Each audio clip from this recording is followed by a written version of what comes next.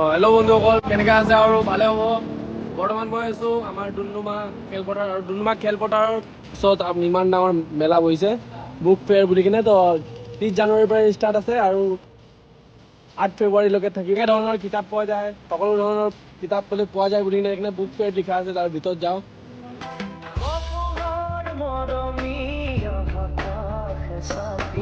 আজিৰ পৰা ষ্টাৰ্টিং আছে বুলি কিনে ইমান দোকান ইয়াত লগা নাই মানে। তো কেইবাটাও দোকান লাগিছে ইয়াত আৰু ইয়াত সকলো ধৰণৰ কিতাপ পোৱা যাব মানে। আৰু দাদা ইয়াত কি কি ধৰণৰ কিতাপ পোৱা যাব? সকলো ধৰণৰ ন? সকলো ধৰণৰে কিতাপ পোৱা যাব দাদাই কৈছে। তো আজিৰ পৰা ষ্টাৰ্টিং আছে, কাম চলি আছে ন? দোকান লাগিব এতিয়া অলপ পিছত। সেইটোৱে আৰু এইবোৰত আৰু কেইটামান দোকান লাগিব। এইটো কিহৰ কিতাপ? অসমীয়া আছে ন? সকলো ধৰণৰ পাব কিতাপ, সকলো ধৰণৰ ন? পেঞ্চিল ৰাখে নেকি ডিজাইনৰ ন?